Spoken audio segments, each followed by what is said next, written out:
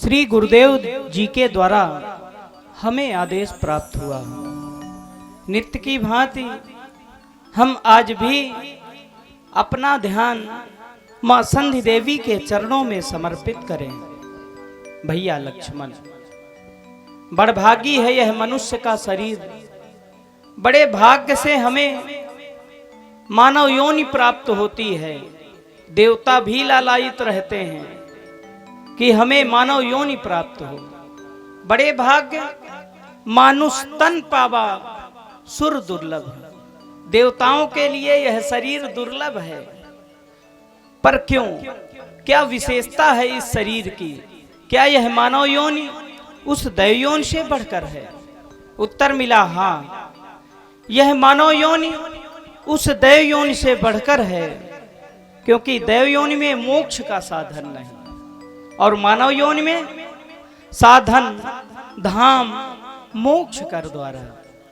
यह शरीर साधारण नहीं है, यह शरीर साधनों का धाम है, मोक्ष का द्वार है।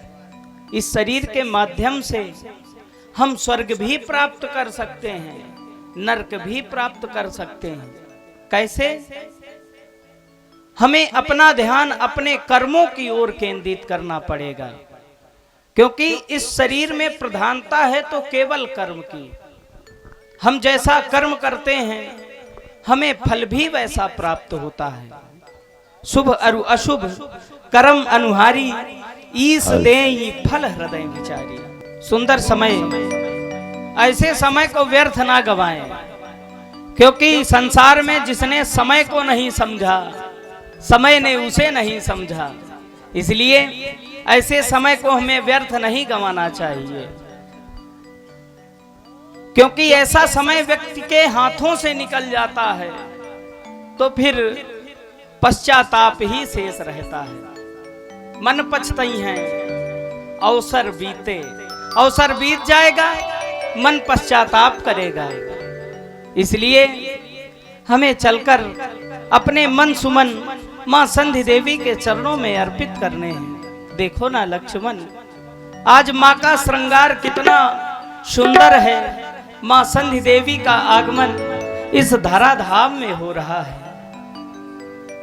देखो ना लक्ष्मण। ओ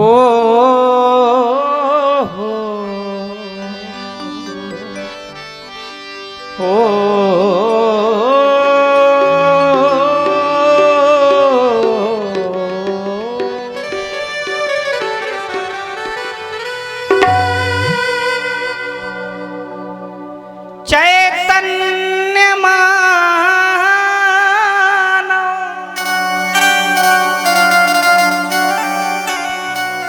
के हृदय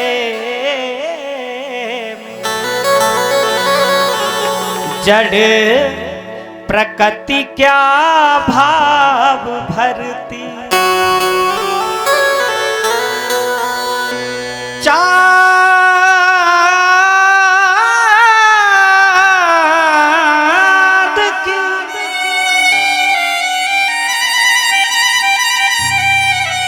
बेदी लगा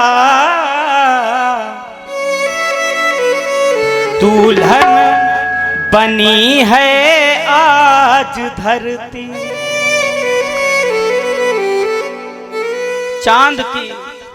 चांद की बेंदी लगा दुल्हन बनी है आज धरती। मैया का कितना सुंदर श्रृंगार है लक्ष्मण। देखो, ये अकेला शशि गगन में पड़ रहा कैसा दिखाई। क्या प्रकृति दुल्हन बनी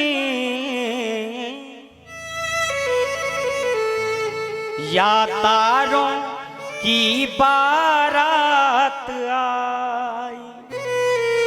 इसलिए अब हमें विलंब नहीं करना, चलकर मां संधि देवी को आज पुनः मनाना है नित्य की भांति। आवो करें संध्या वंदन, संध्या का पाठ पढ़ाना है। जो पड़े हुए हैं अंधकार में, उनको आज जगाना है। आओ करें संध्या वंदन, संध्या का पाठ पढ़ाना है। जो पड़े हुए हैं अंधकार में, उनको आज जगाना है। संध्या के दीप जलाना है। देखो ना लक्ष्मण, संध्या का शुभ समय मन को भाने लगा, हो रहा माँ का शुभ आगमन। अब चले संध्या करने को हम, अब चले संध्या करने को हम, अब चले संध्या करने को हम।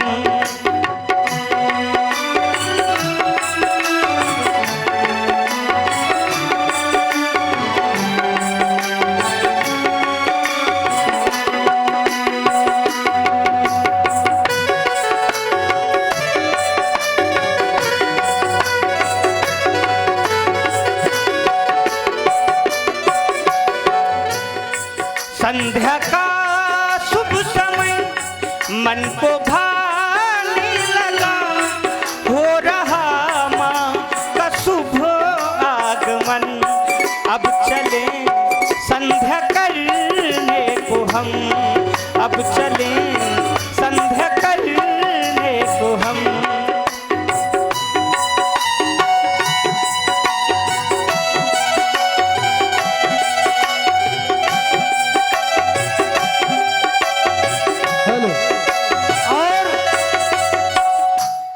देखो ना ध्यान योगी मुनि ये लगाए सदा, वेद महिमा भी मैया की गाए सदा।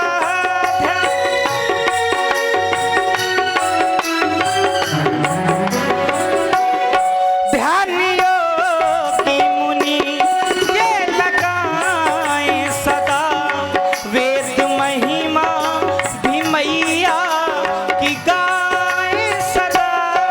अब चले वंदना हम करें, हो रहा मन हमारा मगन। अब चले संध्या करने को हम, अब चले संध्या करने को हम।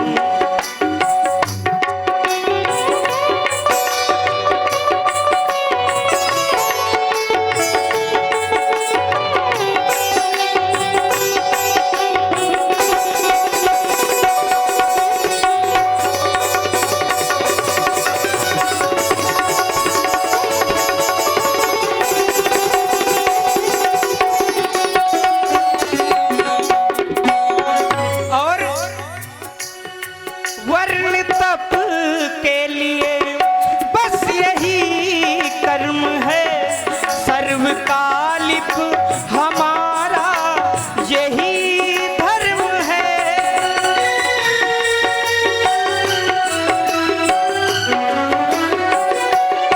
वर्ण तप के लिए बस यही कर्म है, सर्वकालिक हमारा यही धर्म है।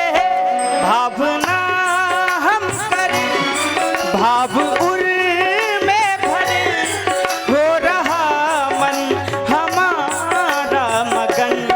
अब चले संध्या करने को हम, अब चले संध्या करने को हम।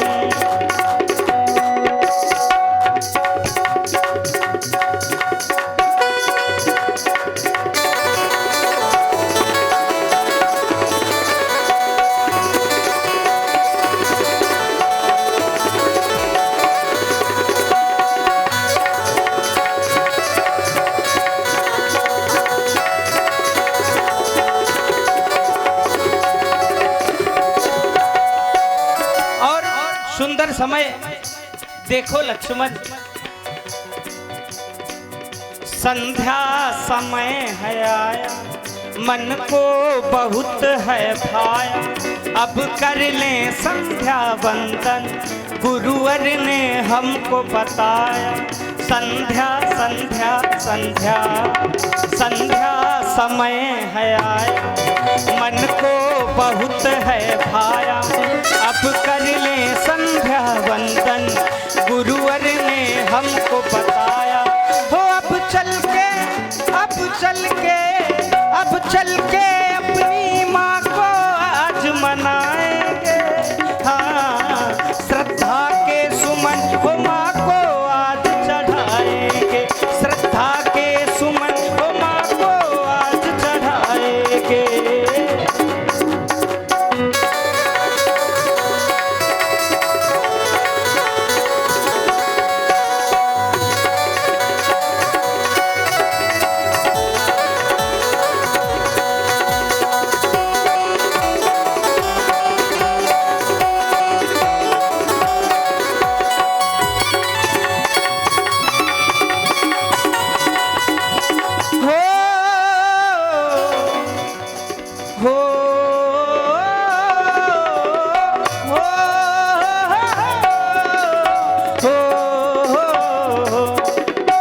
भैया लक्ष्मण, संध्या वंदन इष्ट आराधन, संध्या वंदन के पश्चात अपने इष्ट का ध्यान धरना चाहिए। हमारे इष्ट तो भगवान शंकर हैं। हे भूत भावन, तेरे दर को मैं छोड़ कहाँ जाऊं, ये दूजा कोई द्वार ना मिले। तेरे दर को मैं छोड़ कहाँ जाऊं, ये दूजा कोई द्वार ना मिले।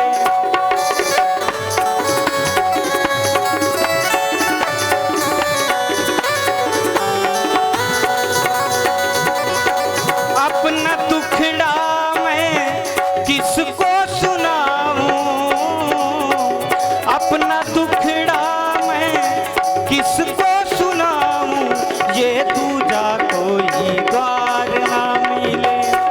तेरे दर को मैं छोड़ कहाँ जाऊं, ये दूजा कोई द्वार ना मिले।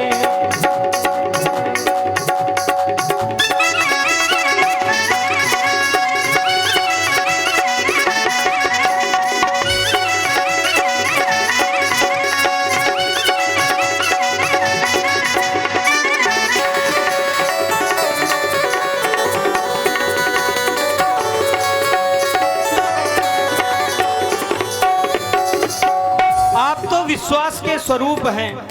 मेरी आस और मेरा विश्वास आपके चरणों से जुड़ा है। हे भोलेनाथ, एक आस मेरा तुमसे है भोले, कहीं छूटे ना विश्वास मेरा भोले। एक आस मेरा तुमसे है भोले, कहीं छूटे ना विश्वास मेरा भोले। कहाँ जा जाके हो, कहाँ जा जाके सर मैं झुकाऊं, ये दूजा कोई द्वार ना मिले। तेरे दर को मैं छोड़ कहाँ जाऊं, ये दूजा कोई द्वार ना मिले।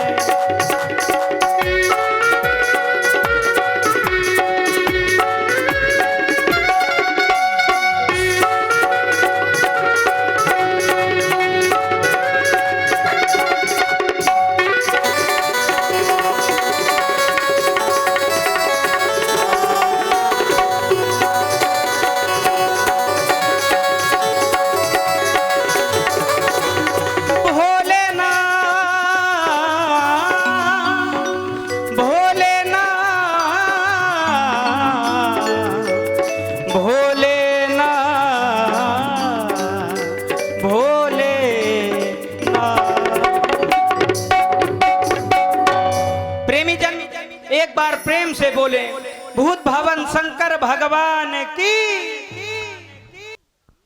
पूज्य श्री गुरुदेव भगवान के द्वारा नित्य प्रति की भांति आज भी हम दोनों बंधुओं को मां संध्या देवी की वंदना, उपासना एवं अर्चना हेतु अग्रसर किया गया।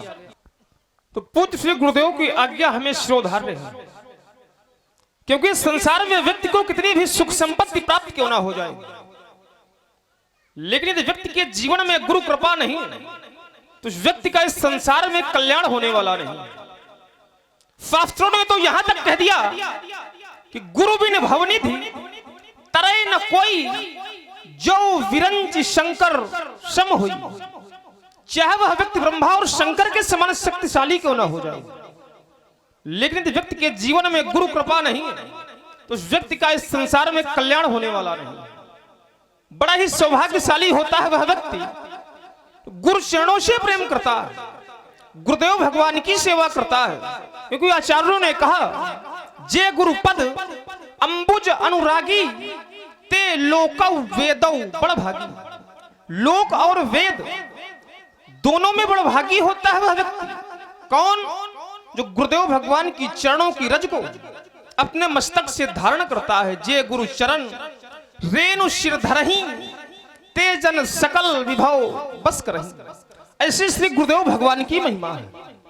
और लक्ष्मण ये इसलिए कह रहा कि लक्ष्मण इस संसार में यह नित्य पति देखता, और इस संसार में व्यक्ति जैसा दृश्य अपने नेत्रों से देखता, ठीक वैसा ही प्रभाव व्यक्ति के अंतर मन में पड़ता। लेकिन वर्तमान समय में विडंबना कुछ ऐसी है कि लोगों को जो देखना चाहिए वो आजकल लोग देखना नहीं चाहते हैं। जो देखना चाहिए वो देखना नहीं चाहते हैं, और जो नहीं देखना चाहिए वह देखने के लिए नित ललायित रहा करते हैं। व्यर्थ है वह मानव का जीवन जो कि ऐसे परम दुर्लभ मानव शरीर को पा करके भी संसार के अनुचित दृश्यों को देखना चाहता है। लक्ष्मण ये नहीं कहता कि नेत्रों से देखा ना जाए, नेत्रों से देखा जाए, लेकिन देखा क्या जाए? बोले मन से पूछोगे उत्तर सिर्फ एक ही प्राप्त होगा कि है आंख वह जो प्रभु चरण का दर्शन किया करे। नेत्र वह धन्य है जो परमात्मा का रूप देखने के लिए ललायित रहे। नेत्र वह व्यर्थ है जो अनुचित दृश्यों को देखना चाहते हैं। नेत्रों से देखा क्या जाए? तो हमारे शास्त्र हमें बताते हैं अवश्य देखिए देखन जोगु, जो देखने योग्य है उसे देखा जाए, लेकिन जो नहीं है उसे व्यक्ति को उसी प्रकार से त्याग देना चाहिए जैसे तजी चौथ की चंद्र किनाई, जैसे भाद्रपद शुक्ल पक्ष की चतुर्थी का चंद्र दर्शन व्यक्ति को नहीं करना चाहिए। किया जाता है तो उसका परिणाम हमें अच्छा प्राप्त नहीं होता। ठीक वैसे ही हम दृश्यों को न देखें जिससे हमारे मन पर, हमारे परिवार पर उन दृश्यों का बुरा प्रभाव पड़े। और लक्ष्मण जो देखता इस संसार का प्रत्येक प्राणी देखने लग जाएगा तो ये धरती स्वर्ग से बढ़कर हो जाएगी, ऐसा मुझे विश्वास है। लक्ष्मण देखता क्या है?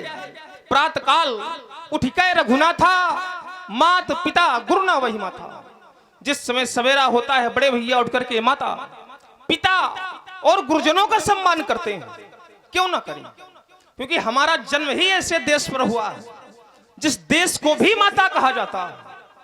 हमारा जन्म ऐसे देश पर हुआ है जहां पर वृक्ष होने पर तुलसी को माता, नदी होने पर गंगा और यमुना को माता, पशु होने पर गाय को भी माता शब्द से संबोधित किया जाता है। इसी मिट्टी के पुत्र अपने अंधे माता पिता को कंधों में बिठाकर चारों तीर्थों की यात्रा करवाते थे। यह थी हमारी संस्कृति, ये थे हमारे संस्कार, ये था रामलीला देखने का फल, परमात्मा की कथा सुनने का फल कि पुत्र माता पिता की सेवा किया करते थे। क्यों?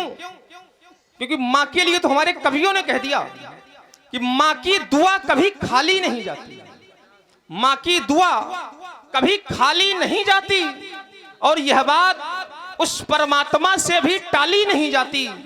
बर्तन मांझ कर पाल लेती है 4 बेटों को एक माँ, लेकिन वर्तमान की स्थिति में उन्हीं 4 बेटों से एक माँ पाली नहीं जाती। समय गतिमान है, समय और समुद्र की लहरें कभी व्यक्ति की प्रतीक्षा नहीं करती। प्रत्येक व्यक्ति को ही समय की प्रतीक्षा करनी पड़ती है। सुंदर समय संध्या का है महाप्रभु। संध्या के समय में आपने भगवान शंकर का ध्यान किया देवता है, पर मैं विचार करने लगा कि मैं ध्यान करूं तो किसका करूं। भाई ध्यान अभी उसका होता है जो हमारे सन्मुख ना हो, दूर हो, अप्रत्यक्ष हो, पर मेरे इष्ट, मेरे आराध्य तो मेरे निकट हैं, और आप हमारे ही निकट नहीं, आप तो प्रत्येक जनमानस के निकट हैं। पर दुर्भाग्य इस मानव का है कि लोग जान नहीं पाते हैं। जानता भी वही है जिसको आप जनाते हैं। सोई जाने जही देव जनाई। जब जान जाता है तो करता क्या है, तो बोले जानत तुम ही हो जाई। मैंने तो आपको बचपन से जाना, 12 ही थे, निज हित पति जानी, लक्ष्मण राम चरण रतिमानी। वंदऊ नाम राम रघुवर को, हे तु कृषानु भानु हिमकर को। कृषानु की रकार, भानु की अकार, हिमकर की मकार, रकार अकार मकार, शब्द बना राम। साधक सिद्ध विमुक्त उदासी, कवि कोविद कृतज्ञ सन्यासी। जोगी शूर तापस ज्ञानी, धर्म निरत पंडित विज्ञानी। लेकिन तरय नवीन से, हे मम स्वामी श्री राम नमामि नमामि नमामि। प्रेमी जन एक बार प्रेम से बोलेंगे, प्रभु श्री रामचंद्र की। संध्या करने के पश्चात हमारा ध्यान नभमंडल में गया, देखा चंद्रमा का उदय हो गया।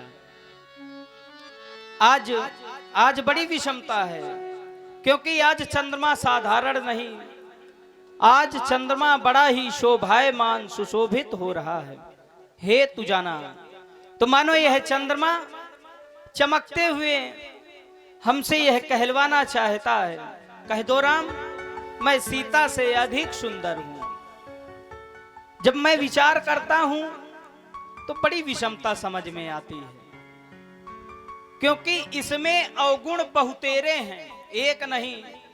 चंद्रमा में अनेक अवगुण हैं, इसमें अवगुण बहुतेरे हैं। सीता को गुण की खान कहो, फिर समता कैसे हो सकती है। चंद्रमा, क्या मैं तुम्हारे विषय में नहीं जानता? मैं तुमसे भली भांति परिचित हूं, क्योंकि चंद्रमा है कैसा।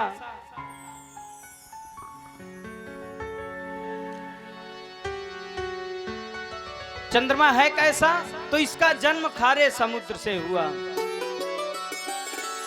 जन्म सिंधु पुनि बंधु विष, दिन मलिन सकलंक। सिया मुख समता पाव किमी, चंद्र बापुरो रंक। चंद्र बापुरो रंक, यह चंद्रमा तो भिखारी है, यह सीता की समता कैसे कर सकता है। अय चांद इतना गुरूर मत कर, अय चांद इतना गुरूर मत कर। मैंने भी एक चांद देखा है, तुझमें तो काला दाग है, पर मैंने बेदाग चांद देखा। चंद्रमा और जानकी में बड़ी विषमता है, समता नहीं विषमता है। क्यों? क्योंकि चंद्रमा मैं जानता हूं।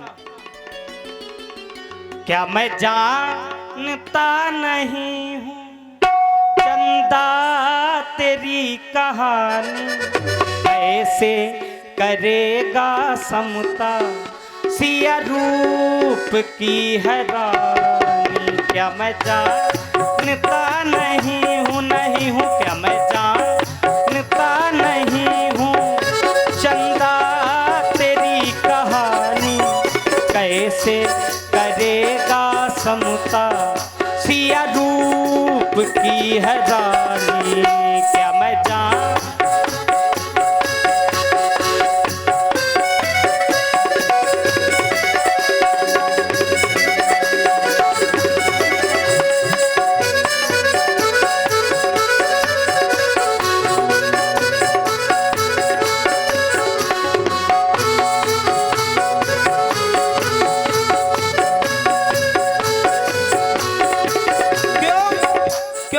चंद्रमा योगी नहीं है। यह चंद्रमा है कैसा?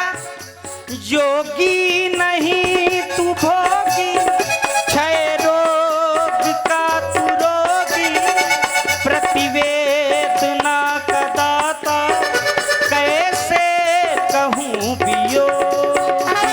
योगी नहीं तू भोगी, क्षय रोग का तू रोगी, प्रतिवेदना का दाता, कैसे कहूँ वियोगी। तेरी कालिमा न छूटी न छूटी, तेरी कालिमा न छूटी, बरसा है कितना पानी, कैसे करेगा समता, सिया रूप की है रानी। क्या मैं जान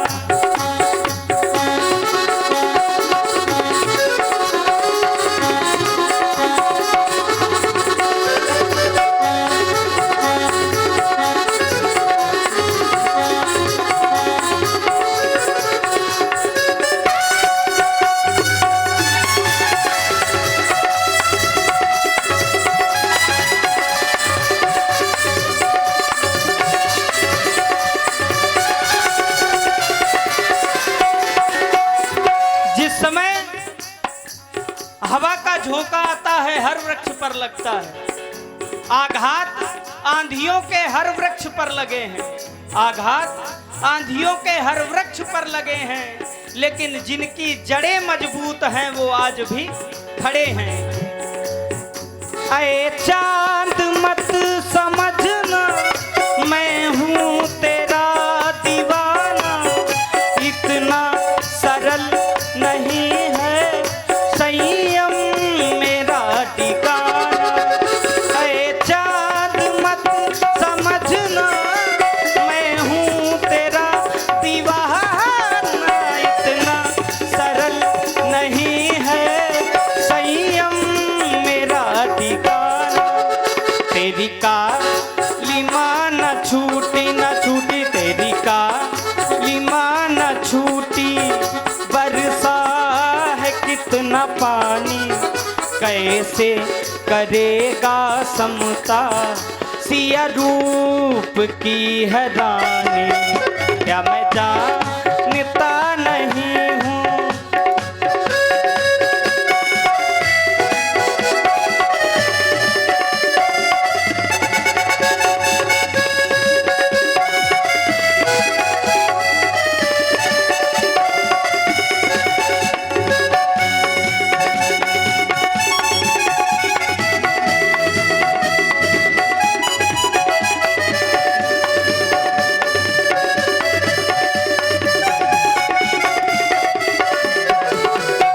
मैं जानता नहीं हूँ चंदा तेरी कहानी, कैसे करेगा समता, सिया रूप की है रानी।